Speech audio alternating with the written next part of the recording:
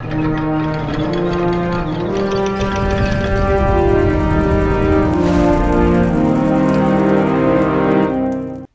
one and all, Jasper here, and I gotta say, this post did not age well. And I am flabbergasted that the writers proved me wrong by showing they are far, far more incompetent than I expected.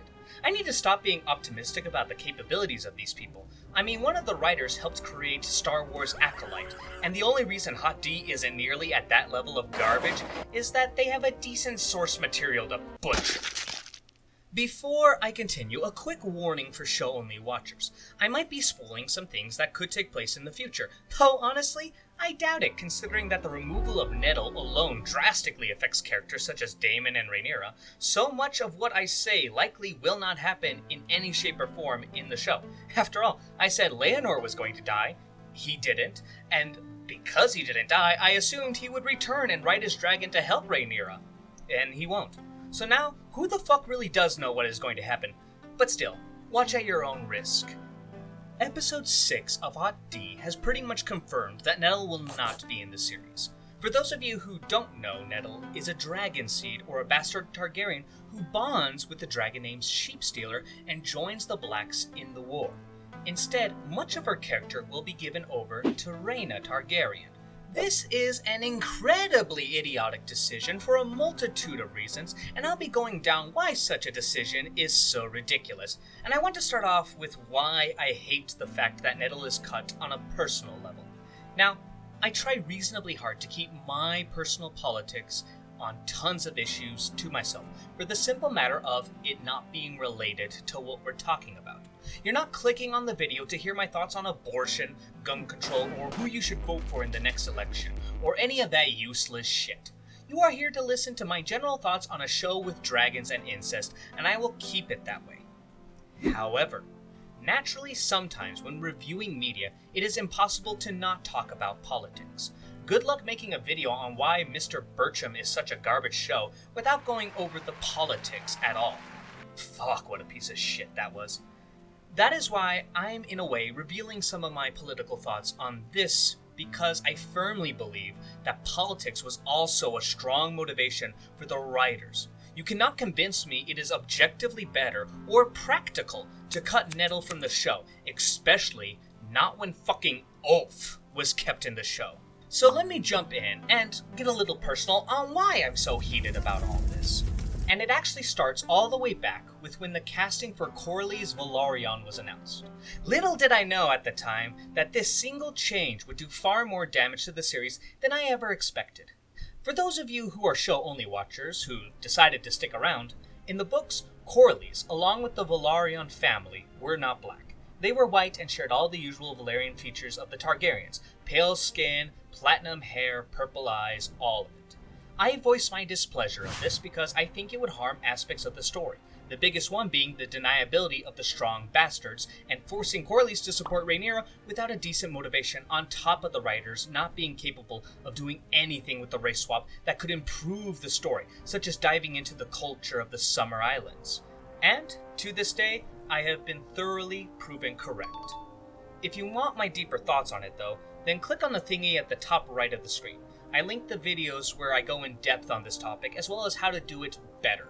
Suffice it to say, I didn't like this change. But never in my wildest dreams did I ever consider that because of this race swap, it would result in one of, if not the most prominent black character in the entire franchise to be removed from the show. Now, some might be wondering how I came to such a conclusion. Well, the showrunner, Ryan Condal, has been quoted as saying, "It was very important for Miguel and I to create a show that was not another bunch of white people on the screen."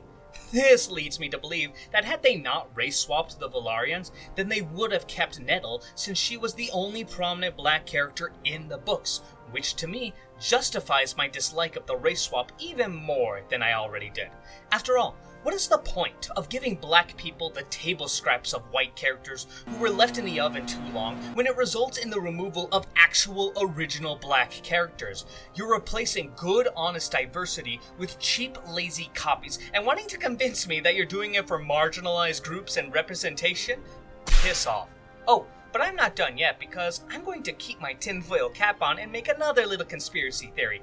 Nettle wasn't just cut because now they have enough black people. No. They cut her out of the story because she makes Rhaenyra look bad. You see, there is a moment in the story where Rhaenyra is betrayed by some of the dragon seeds, and her response to this is to pretty much sentence them all to death, since they are all bastards, including Nettle, and of course, we can't have that. We can't have morally just, always correct, nice and compassionate Rhaenyra do any bad things. No. We can't have her make hypocritical racial comments such as, you need only look at her to see she has no drop of dragon's blood. And of course, we don't want poor, innocent Mysaria to be shown to be the main reason why Rhaenyra decides to act in such a manner, whispering into her ear about the adultery Daemon is doing with her to push her even more into anger. Because remember, everyone, the women in the show are all blameless victims with no bad qualities.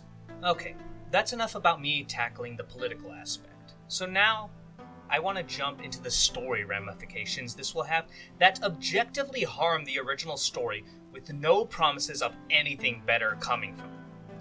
You see, in the show, Rhaena will be the one who takes over much of Nettle's story in the books, and would you look at that?